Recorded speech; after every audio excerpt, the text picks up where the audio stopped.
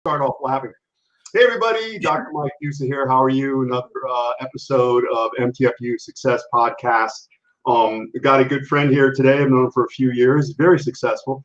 Operates at a level of rarefied air that most people only dream or think about or don't even imagine. He was the head strength coach of the New York Yankees for 12 years. He was part of the 2009 World Series championship Yankees. I even got to wear his championship ring, and I tried to furtively walk out of the seminar, but there was he was having none of that. But he started off as a college student down in Florida, specifically went down there because he wanted to become part of pro sports teams somehow. And he kind of created himself as he went along the way. And now he's also a best-selling author. I got a copy of his book. He'll talk about how you can get even a signed copy. You know what, Dana, when I sign my books, they're very sloppy. You're almost like a machine. It's very nice. But I can tell you're going to be famous somehow because this is one of those things you'll be able to sell because you can read it and you can tell who it is. But it's a great book. He does a lot of good things, a lot of helpful things. He's a man of utility.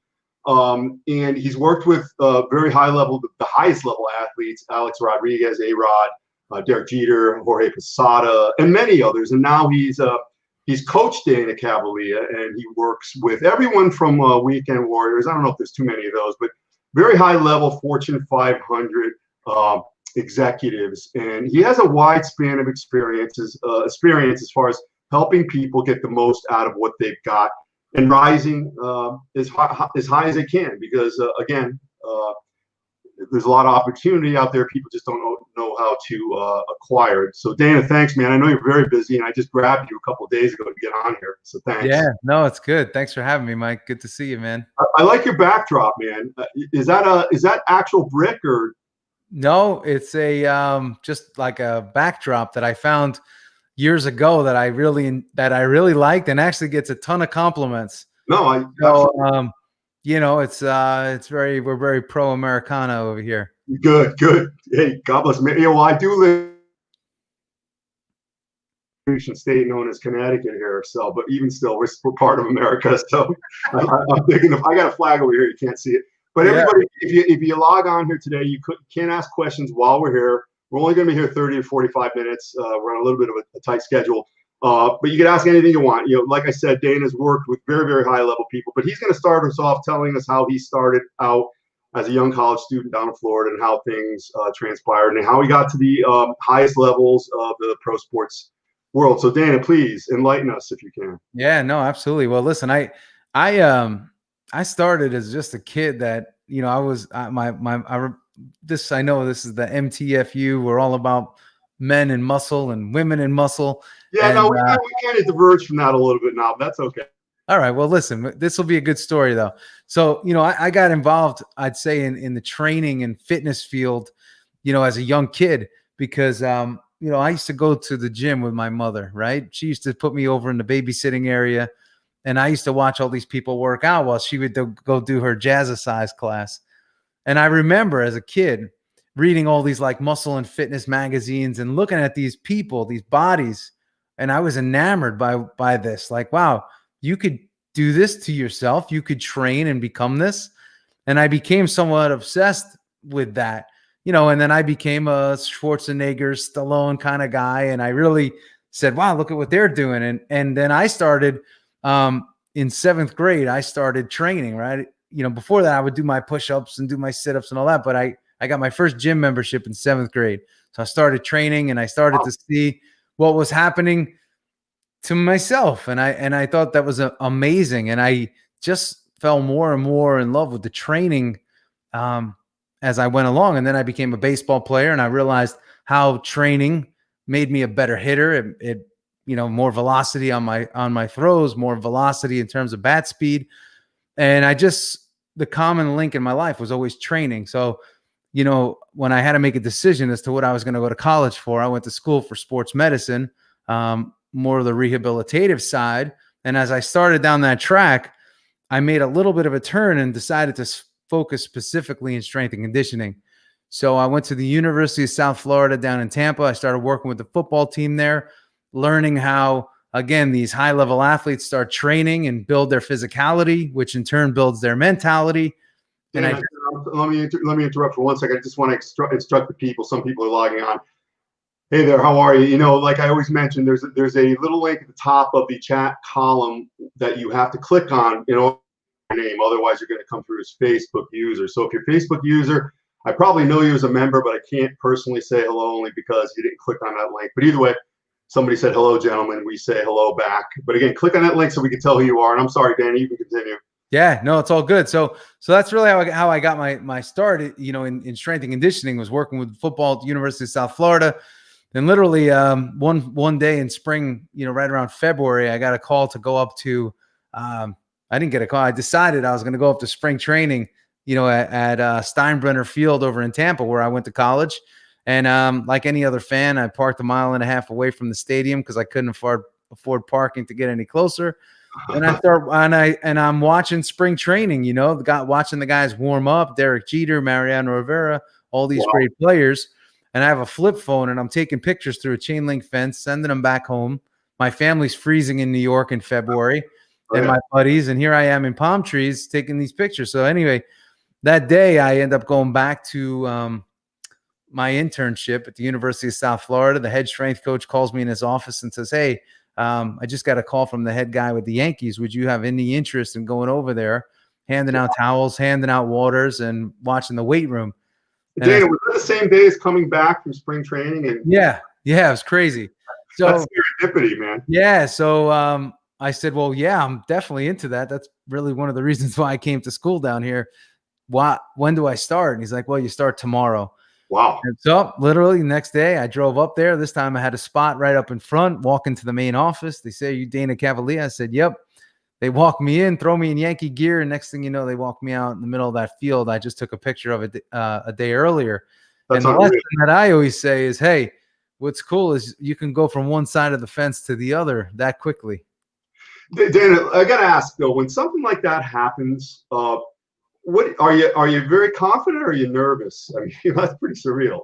Well, I find, you know, like excitement and nervousness, they sort of have the same feeling within your body. So, you know, it's kind of the same thing. That's the way I always look at it, even before I do a talk or anything like that. You know, I'm always nervous. I'm sorry, our friend Betty Wiley's here. She's in Texas. You know, Betty, Dana's in Florida. I think it might be a little more balmy where he is even. I hope you're doing well. Thanks for joining us. So your first day there, did you deal with any of the big guys right away? Yeah, I mean, all of them. I've just, again, right in the middle of that team stretch, which is, you know, a big circle where everybody's circled up. And here I am in the middle of it and not knowing anybody. And, you know, I just have this mental image even today of, you know, Andy Pettitte, Roger Clemens, both running right by me. And those were some big boys at the time. You know, I remember looking up to them. You know, you're talking about two donkeys that are 6'5" and big boys. But since this is the Success Podcast and you're, in my eyes, very successful, especially I think I got 2 decades on you, so my purview is a little different than yours, so I can see your trajectory. But did they give you respect right away? Because what were you, like 20 years old at this point? And did they know? Yeah, I was 19 when I started. So, you know, I got to say, the thing with baseball is there were some other players that were 19. So, you know, Roger Clemens at the time was probably maybe 30, 35, 36, right in there. Yeah. And, you know, so it was, I never felt disrespected. I felt like, you know, I was a young guy and I had earned my stripes and I knew I had an opportunity to do so. So I had to take advantage of it. Now, this was part of school. This wasn't a paid position at this point. No, it wasn't paid for actually, you know, quite a few years after that. So really?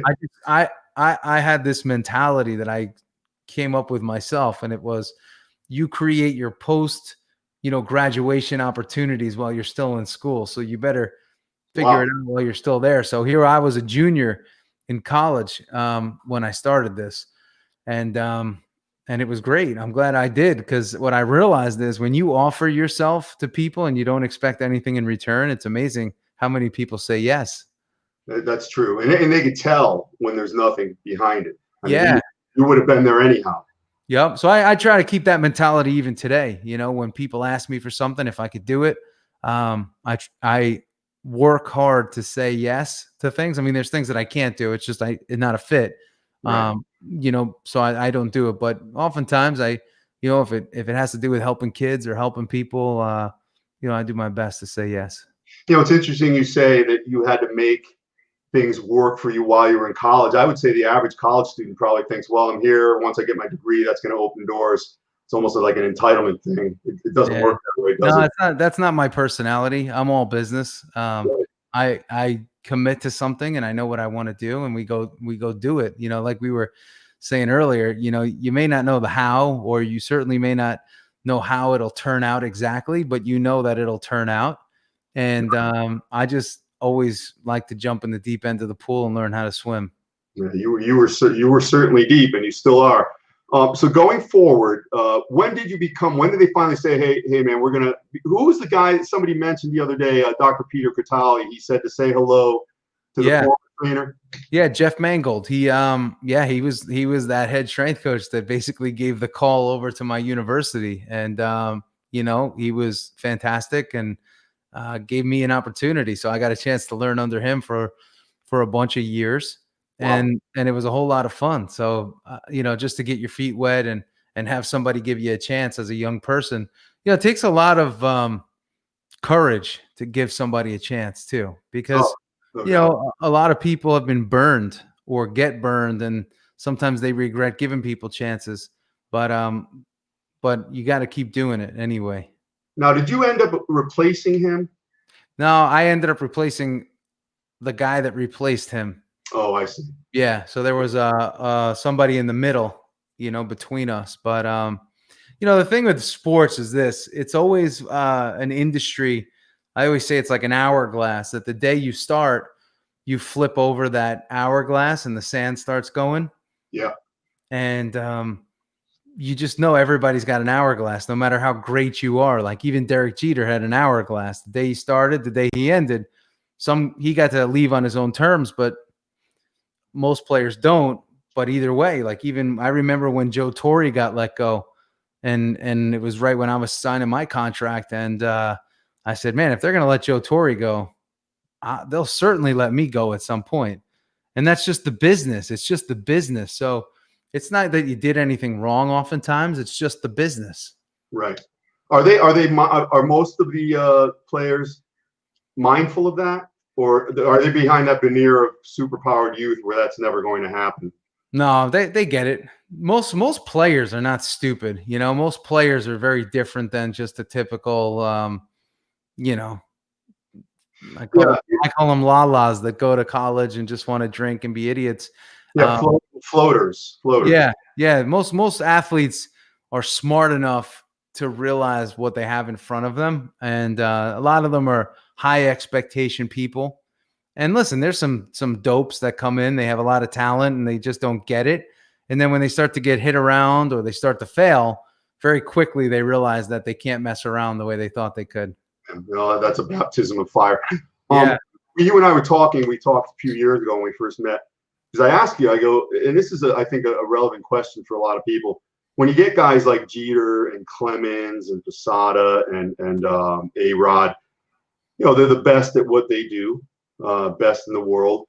And I ask you, what makes them different? And your answer surprised me a little because it wasn't really expansive. Can you go over that as far as how are they different? yeah. You know, I'm trying to think of the exact answer that I gave you, but I know it had to do with, you know, these guys are just very consistent in simple things. They don't complicate. They really work to distill things down to the most simple form. And you know, with that, it allows them to stay focused on what it is that they do best and what they do well. And they don't work too far outside of that circle. So I always said too, there's also an elegance to these people and these players. Like I said, they're chosen and they're very good at what they do, but they don't try to do too much. And that's something that I saw with a lot of them. When you say chosen, Dana, are you speaking in terms of like a not a mystical way, but maybe in a godly way, or So I'll say yes to that, but also they were actually chosen as the best in the world. They were scouted amongst, I mean, there's scouts all over this country and all over this world trying to find the best athletic talent in the world. So, they were discovered by scouts, and as a result, they were chosen to be a part of the organization and paid for it. So, there's chosen in terms of their talent, and then there's chosen in terms of the organization choosing them to be a part of this thing. Yeah, that's an interesting premise I want to bring up that you just kind of remind me of. And you and I have discussed this in the past. When you're on the brink of excellence and operating at a very high level, let's say you achieve something, people tend to look at that and say, oh, well, he's got it made. You got to keep working hard all the time to do it the next year. Now, do guys like, the biggest superstars, are they held accountable to that? In other words, can they just ride on past accomplishments because of who they are, or are they also no? No, you can't. Not in baseball. I mean, if you're paid extra money, like if you're paid a premium, you'll have a little bit more runway, but your runway will run out. And that's the best part about sports. We talk a lot about just like business in general. Like, listen, you could fake it on your Instagram feed. You could fake it, with some of your marketing. But when you run out of money, you're out of money. And when it comes to ball players, when they run out of results, they're done. The organization can't justify having them around. So what they'll often do is they'll buy the player right out of their contract and say, hey, we owe you $30 million. We'll actually pay you $30 million to get out of here and free up a roster spot. Wow. So that's the way it works. There's a zero tolerance policy for mediocre results. That's what I love about it. I like that a lot. You don't find that in the public sector. No, you can't. Everybody wants to hug each other. That's called getting nothing done. I got my good friend Ken D. Mack here. He has a question. What's your opinion on the performing enhancing drugs schedule? I guess it was back in 2000. Yeah, scandal. Yeah. The second, and should players be stripped of accomplishments? I got to say, it's an easy question to answer, but it's a very difficult question to answer. You want to say on the surface, listen, yes, you're taking performance enhancing drugs. You should be stripped because, you're not, you're cheating. It's easy to say that. The problem is how many guys were actually cheating. I mean, there could have been 75 to 80% of the league that was cheating. So how do you know? And those numbers are actually very high. There's a lot of guys that were taking different, medleys of performance enhancing drugs because they are being paid to perform, whether it's the Olympics, whether it's bodybuilding, whether it's, professional sports. When you pay people for performance, they're a percentage of those people are going to do whatever it takes to perform at the highest possible level. And that's it. So it's hard for me to say, who should be stripped, who shouldn't be stripped, because we really just don't know how many people were on stuff. And there's guys that are on things, and you may say, wow, I never thought he would have been one of those guys. And there's a lot of those guys out there. I think you're right. You'll never know. And, bodybuilding, forget about it. I just don't even go there in my interactions because to me, it's not relevant. But let me just ask you, you got a guy like Barry Bonds and Roger Clemens. They're eligible for the Hall for quite some time and they're not in. Do you think they'll ever get in because of the specter that kind of hangs over? That I don't. I think there's certain players that have stars next to their name. Barry Bonds is one of them. Roger Clemens is one of them. Pete Rose is one of them for for a different offense.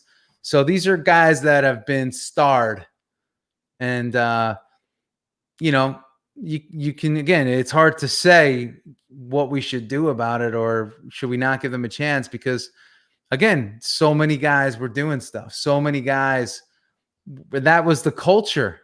So if the majority of people are doing something, some players say, hey, why wouldn't I? Yeah. I've also offered that let's just say if everybody is doing something, is it even cheating? Because everybody's doing it. And that's kind of what I'm getting at is it cheating? Because I don't know if I can say yes, because so many guys are doing it. Now, again, I'm not an advocate of it. Right. But I just have to be fair to call it how I see it, as opposed to just saying, well, no, strip everybody. If you cheated, you're done. It is that black and white, but it's not that black and white. Right. What's just to touch upon the nutrition? I mean, are these guys very exacting in what they do, or do they have to follow what the team has them do, or they have personal trainers, or how's that all? When I first got there, I mean, there's there's a whole freezer filled with every different kind of ice cream you could want. Really? Soda fountains. You're dealing with genetic freaks. And I tell people, if you've never dealt with this caliber of player or been around them and seen them work, seen them train, seen them perform up close, you can't understand it. These guys could literally, I'm telling you, players could eat like complete crap and they'd still go out and probably be dominant. Well, let me just ask you, what about Sabathia? I mean, he's a pretty big, heavy guy. Yeah, I mean, he lost a lot of weight now, which is great. But when he was playing, we took a lot of weight off him, and his fastball slowed down like 3 miles an hour. Really? When he lost the weight? When he lost the weight. So when he started, when he went back to his diet of champions, put the weight back on, fastball went up. I want to give you one example. I know we've got about 10 minutes because we're on a tight schedule here, but a friend of mine, Dan Solomon, he's very well. He runs the #1 body. He's the president of Mr. Olympia, and he also helped produce a movie about the Weider brothers who basically created bodybuilding. It was called Bigger, and it was good, very good. I watched it 3 times. But I asked him about it. I go, "You're going to get into more of that?" And he says, "Listen, I had a great opportunity," and this kind of reflects upon what you just said. It reminded me of this. I said, "Well, how's it different?" He goes, "Listen, when you get like Scorsese or the top directors and you get these top actors, you just step away and watch because it's such a different level they work at. It's like they're plugged in." And that kind of reminds me of what you're saying when you got all these, maybe you came from a high school or college, all of a sudden you're in front of the New York Yankees. So the contrast in their level and their ability and their understanding and cognition is night and day. Yeah. And well, because again, you're talking about the best in the world. Like they're literally the best in the world. And they can do things that 99% of people can't do if they wanted to. We could train every day. We're not throwing 99, 97, 95 miles an hour. We're not doing it. That comes with their package. That's like BMW. That's leather in a Beamer. That's just who they are. And when you understand that, it's pretty cool because you're watching something up close that's amazing. But you do get some guys who, and you heard this, talent plus effort will always beat, otherwise. But you get some guys who maybe don't have the best talent, but they outwork others. I mean, you probably have some players like that, right? There's some, but again, at that level, it's the talent level is still very high. So there's a base. I always say this: there's like a talent baseline that every player has. Every player has at least this much talent to be at that level. Right. Like a player that's like an A-Rod or a Jeter may have like that much above the talent minimum. And then these Hall of Fame type players may have just that much more. So when you understand that, that every player is super talented at that level. And the one that has talent and puts in some extra work that's specific to them and their needs has a better chance of doing well longer, as opposed to just being a flash in the pan kind of person. Dana, why do you see? Because I know there's a lot of rounds in the draft and whatnot, but some of these guys can languish for years and years in like the minors, I guess, and they never make the big show. I mean, what keeps some of them in there, even though they may not have the elements you're speaking of? You mean what keeps them in the minor leagues? Yeah, what keeps them gunning for something that's probably not going to happen, I would imagine. Well, because there's always a chance. And what's interesting is there actually is always a chance because, 1 or 2 injuries could bring a player from AA to the big leagues, very like that. So, right. So it does happen. And for these guys, some of them are just hoping for an injury. And part of that is you get called up to the big leagues based on somebody else's injury. And it's the old, I want to say like Roger Maris story where, guy got hurt, he came in and then never went back down. Who was that guy? Who's that guy who lost his job? He's famous for that. I forgot his name. Yeah. That's kind of like a cautionary tale, I guess. You said some of these guys hope for an injury to themselves or to somebody who's above them? Oh no, somebody that's above them. Oh, I mean, I've seen this with some players, and it's really, it's dirty business. But let's say you've been in the minor leagues for, I don't know, 5, 6, 7 years, and you never had your chance, and now you get a chance. I've seen this happen. You get called up, and some guys will get hurt in the big leagues, right? They'll get hurt. They'll play a game or two, and then they'll get hurt. And what that does is some guys, if they're hurt, they could shut it down for the whole season. They're paid as a big leaguer for the whole season. Wow. Now, again, some of these guys know they're done after this. So they say, you know what? I can make $400,000. I'm not going to play again next year. Let me bag this thing. Even though I get a rep and maybe blackballed a bit, let me go on the DL, get paid, and I get service time, and I'm done. So I've seen that too. It's a dirty way to do it. It takes a certain personality to do it. Yeah. But if you know that you're out of bullets in your gun, it's guys do it. They do it. It's like a lot of things. Things come down to math, unfortunately, and it's not always the right thing. But listen, unless you're in their shoes, I guess. So now, what are you doing now exactly? You're a high-level coach, and who kind of people do you work with? Yeah, it's interesting. What I realized is that, people need coaching, right? People need all sorts of coaching. And, I'm fortunate. I work with guys in private equity, guys in venture capital. I work with companies, sales teams. I work with CEOs and entrepreneurs. So it's a very big mix. I still work with athletes as well, but I market more on the business side. And what I do is everything from program design, designing training programs for the physicality and or the mental conditioning programs to keep these individuals peak, as it relates to their own personal performance, and also to help them lead their teams and help them with decision making. So it's I always say, if you've ever seen the show Billions, there's a character, Wendy Rhodes. I do a lot of Wendy Rhodes type work. Okay. Helping people to optimize performance in that way, helping them deal with whatever's on their plate. And then I also have the background too to help them with injury and the physical side, which I enjoy. And interestingly, since you are a coach, but you're dealing with these high level, they're not really athletes, but they're captains of industry and all kinds of business. And they're used to making decisions and lording over people and pointing their finger and whatnot. Do you run into some who aren't coachable? Like, even though they hire you, I found that with people, they'll hire me. And yeah, it's crazy, Mike. That I found this: the higher you go up the chain, the more coachable they are. It's the wildest thing. I mean, you get some people like you'll see arrogant people anywhere, right? That doesn't discriminate. Arrogance doesn't discriminate. They're assholes everywhere. But what I find is that those at the top, they're very open. Because they're open to what they don't know. I was just talking to a gentleman overseas, and when I asked him, hey, why do you want to work together? What are you hoping for?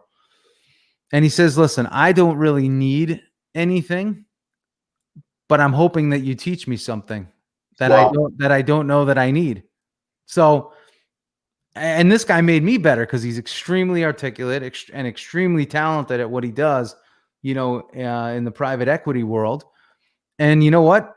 He makes me be on my game even more than I typically would be. I prepare for his sessions differently because I don't have anything specific to work on. Neither does he, like in terms of, anything that he's dealing with, right? We're not dealing with somebody that's been divorced, somebody that's dealing with conflict at work, somebody that's dealing with something. So a lot of it's me teaching. It's literally teaching him and then asking great questions that can hopefully prompt a thought for him. Dana, how does somebody like that find you, hear about you? He found me on LinkedIn. No kidding. But yeah, a lot of what I do is is either word of mouth. I'm Right. not I've done some advertising in the past and it's been atrocious and it's not my market. We could probably edify people on all the internet millions that are out there to be made. I think you and I both learned. I mean, in earnest, we tried. I've hired a lot of people. Listen, I ended up doing almost everything on my own. I'm not saying I didn't learn anything, but would you agree? I mean, Yeah, I do. I do everything on my own to be truthful. I mean, listen, some graphic design stuff I outsource. There's things that I do outsource, but I also like to be in the trench myself. And even when it came to my book, right? Do I go to a publisher and be told what to do? Yeah, or do I publish my own book and say, "Hey, you know what? I believe in the content." you can get a 2-for-1 deal here if you want. There it is. Dane is a little more comfortable being seen with me. I don't swear as much anymore. I changed my tact a little. Wow. It's interesting because someone like here's a question I really want to ask. What's the number one thing you took from working with the high-level athletes? Yeah, to me, I'm very impressed by that because it's something that most people will never be around or be able to do, and you've done it. Yeah. What's the number one approach or ploy or system that you've taken from that and used to help like a guy from Switzerland or a big Fortune 500 guy or something like that? Yeah, it really comes down to just simplification and self-belief. So when you take self-belief with simplification of everything, so you're taking everything down to its most simple executable form, and you're able to believe in yourself, believe in what you do, and do it day in and day out without the need for external validation, you have a great chance of being successful. Players that I had a chance to work with, they were always playing offense. They weren't really in a defensive posture where they were reacting to things, because they looked at it as if the world was theirs to attack. The world was theirs to dominate. Whatever was in front of them was for them to sort of like a lawnmower, just eat it up. And that's the way they approach life, where most people are running from the lawnmower, that's about to clip their heels. So it's a very different approach. And when you could reverse the tides, same thing with marketing and business, right? If you're always pursuing, it's exhausting. Where if you're being pursued, it's a bit different, I love that. It sounds kind of like Arnold Schwarzenegger's premise when he started out, his attitude. Hey, what's the number one trick that was pulled on you by any of the pro athletes? Something that, because I know that was the shenanigans were probably all the time. So, there's two things I can share with you. Number one, I just told this story last week. Both of them, actually, I told last week. Somebody was asking me. Here I am in the middle of team stretch, right? And what's team stretch? Just for people. Before a game or practice, picture I'm the coach. I'm in the middle of this big circle, and all the players are circled around me. Okay. So I'm showing them what stretch to do, and they're doing it. And one day I have my arm. I'm doing a tricep stretch. I'm up here, and all the fans are watching, right? It's spring training. So there's a ton of fans there. They got their cameras out doing their thing. So here I am like this. And, I didn't wear baseball pants on the field. I always wore shorts. Oh boy. So very quickly, I felt a very strong exposure. And I looked down and my shorts are at my ankles. Oh my God. So here I am in like my, my sliding shorts. Everyone's taking pictures. I got my arm over my head. There was a player back in the day named Kevin Brown who snuck up behind me. Was he a pitcher? Literally just flagged me and took my shorts right down to the floor. And what I learned is when you deal with these sort of nut jobs, don't get crazy. Just sort of laugh it off and get right back to business as usual. So that was one. And the other one was by a player named LaTroy Hawkins, where, he said, hey, I'm going to find 3 guys and I'm going to deadlift them in the shower later. Like, we're going to use that, like, where everyone's going to huddle around. And I'm going to take you, Jabba Chamberlain, and this other player we had, Andrew Brackman. And I'm going to basically wrap a belt around the 3 of you. And I'm going to lift you guys right off the floor. And we're like, all right, that would be pretty impressive. That's like 600 pounds. That's new. And then Joe Girardi, the manager, came in and said, hey, LaTroy's going to do this, but why don't we do it in the clubhouse? So here I am, Java and the other guy, and we wrap our arms like we interconnect. We lay face down on the floor. We have a belt wrapped around us, and LaTroy comes over us and like is straddling us with his feet, and we feel a pull on the belt very gently, and then he lets go of the belt, and we feel the tension, and we're like, oh, I guess he didn't get the job done. And we look up, and they take these giant, like the sunflower seeds, come in these white buckets, and we saw multiple players holding buckets up like this, getting ready to dump. They were filled with everything from shaving cream to water, soda, maple syrup, everything. And it's called the 3-man lift. Okay. I guess that means they liked you. Yeah. So I became a victim of that. That's awesome, man. Yeah. So it was a lot of fun. Ken Mack has one more question. I know Dr. Deuce looked up to Frank Zane and trained. For me, when it comes to my training, there was actually a family friend of ours. He was a gym teacher at one of the local schools, but he was a natural bodybuilder. And I remember, again, as a kid, just being totally fascinated with his build. And I'm like, man, my dad doesn't look like that. And this guy was jacked, Mr. Billy King. And, I just saw his passion for weight training and just training his body. So that was somebody that really inspired me, as a young guy. I thought it was very cool. And, I just saw right away, I said, man, that guy's different. The way he's put together, he's doing something that most people aren't. And it would work. Did he see your success later on? Oh, yeah. No, we're still, like I'm going to go back up to New York from Florida in the next week or so. And, when I'm up there, there's no really gyms to go to. So I go to a local Planet Fitness just to hit it. And he's there. He's in his full sweat outfit with the, with his weight belt, winter beanie on, and he's just getting after it. And now he's in his 60s and he's in better shape than most of the guys in the gym. He's even older than me. Yeah, he's in fantastic shape. I mean, he's had a little shoulder surgery here and there and, some knee stuff, but he keeps going. Dana, we're winding down here, but this question really has to be directed to you. You would know, I would say, because you see this. You see so many different thoughts on this.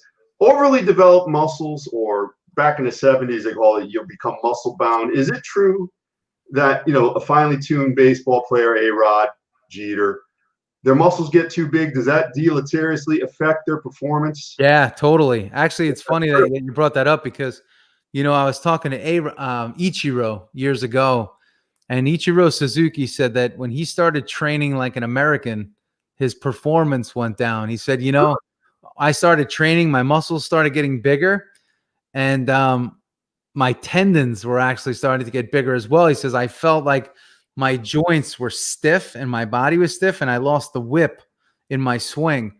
Wow. So it's actually, it is true. Like, especially with a sport like baseball, it's more about speed and power than it is about, slower tempo based, time under tension model, muscle building.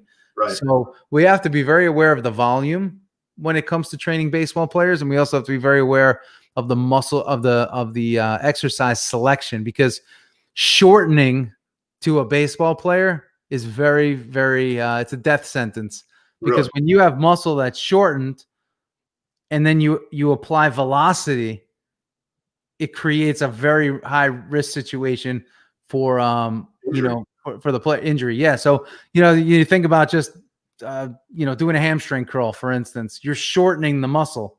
Right. And then you're asking this guy to go max speed. The chances of him tearing go way up. So it's, we did a lot of straight-legged stuff and really focus on keeping length within the tissue, and reducing tension as much as possible in the tissue of each player.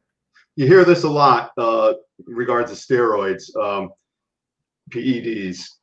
Is it more important for hand-eye coordination to let that round bat meet the round ball and knock it over the fence, or PEDs help you actually hit it further, or maybe it doesn't. You hear that it makes a difference or it doesn't make a difference. Yeah, well, I mean, let's just think about it, right? For what it is. If you could increase somebody's power output and contractile ability within their muscle, you're going to add more power to that body. So Right. when you have power and you also have really good hand-eye coordination, which most of these guys do, the chances for success in terms of power output, which in baseball is measured by RBIs and home runs, it goes way up. So I would say by taking PEDs, you are improving an athlete's ability beyond just hand-eye coordination. I'd have to agree. A lot of people don't, but then again, they may be initiated. Robert Thompson asks, are your clients taking, I don't know if you can answer this directly, are your clients taking PEDs, tests, HGH, any supplements, creatine, aminos? Well, that's legit, I guess. Yeah, I mean, when it comes to, PEDs, testosterone, no. I have actually had some guys, older guys take HGH and things like that. I mean, I didn't prescribe it for them, but they were going to doctors. And actually, I've, one guy in particular, his prostate started to enlarge. He felt like he had to piss all the time. And he found that it wasn't very beneficial for him. So, you got to be, I'm not a big advocate of it, myself, just because, I don't like to mess with the endocrine system too much. It's not my thing. I don't feel like I know enough about it. So I sort of steer clear of it, but I'm sure there's people out there that could put folks on a plan. But again, everybody has to be comfortable with that more than anything. Folks, I want to thank you. We're probably running down on time now. If you want to get a hold of this book, it's a really good one. Still on Amazon, or can they? Yeah, it's on Amazon, and I do my signed copies at DanaCavalea.com. So let me put that in here. If people do want to contact you for services, anything like that, it's DanaCavalea.com, and that's it, right? That's it. That's my home base. So you can get to everything from there. I do a daily blog every day, which I still do Monday through Friday. I get it on email. Yeah. Yeah. It's about a 60 to 90 second read, but I try to just keep people in a good spirit. I know I need it. And I know everybody else could benefit from a good 60 to 90 seconds of positive pop in the morning. Some people get none. What's your YouTube channel? You have that too. Yeah, you can get there from my website. I don't know it offhand, to be honest with you. Okay. Well, he is on YouTube. He's got a lot of good things on there. This will be on there.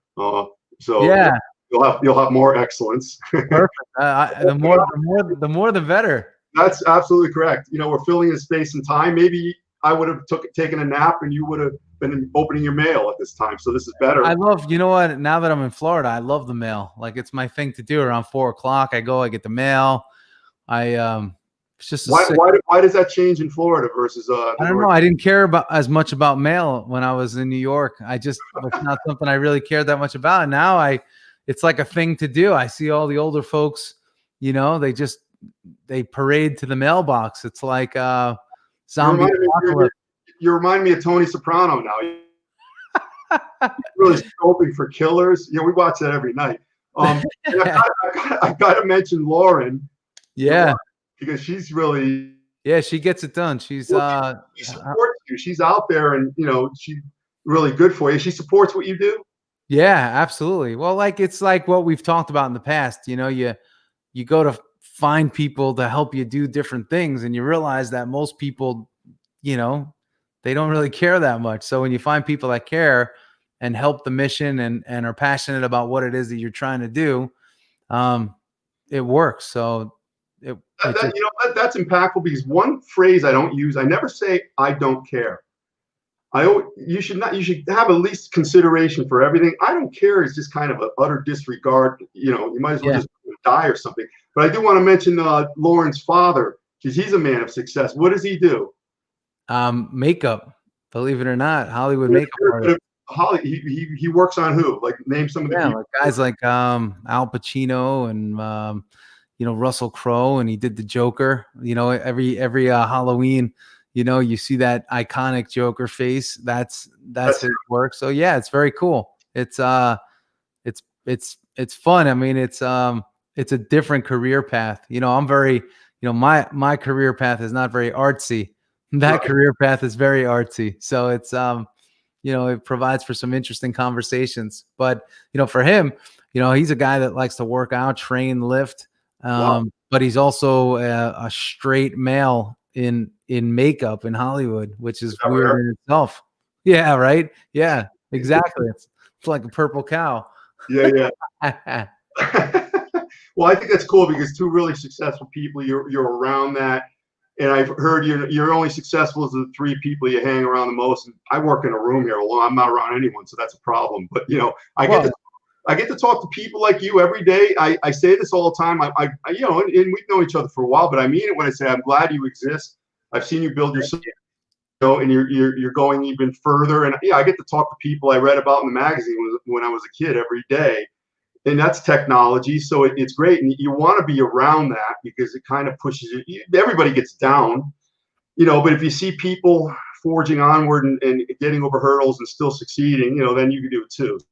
Yeah, I mean, there's always going to be hurdles, so you got to just train your jump. My friend Ben Altadano, who helped me a lot in business, he's a big time marketer out in California. A business card, I don't have it in front of me. It says something like, once you finally realize that the world is really, really hard, you'll have a much better life. Yeah. As far as, there's no easy way, right? Never. Even if you're endowed with all that potential, like the ball players we talked about and all that. But hey, man, I want to thank you though. Listen, you want to grab Dana's book? I want to thank him for being here. Thank you. Check out his site. He does really good podcasts too. We had Antonio Sabato Jr. the other day. Had Gabrielle Reese. Yeah. I'm talking to Denise at dinner. I go, this young bastard. Probably. Yeah. Really, it's cool. You get some fun people, and you get to, again, I'm a student as well, so I always interview people, and then I go back and listen to what they say, and I try to listen to the impact lines and the clips, and I say, I like that. I like the way they're looking at that. So you have to have an openness too, and when you have that, that's key. Would you agree? Somebody asked me the other day, hey, Doc, how do you get these people? Because some of them are pretty renowned. You get one or two, and then the others see that maybe you're legit.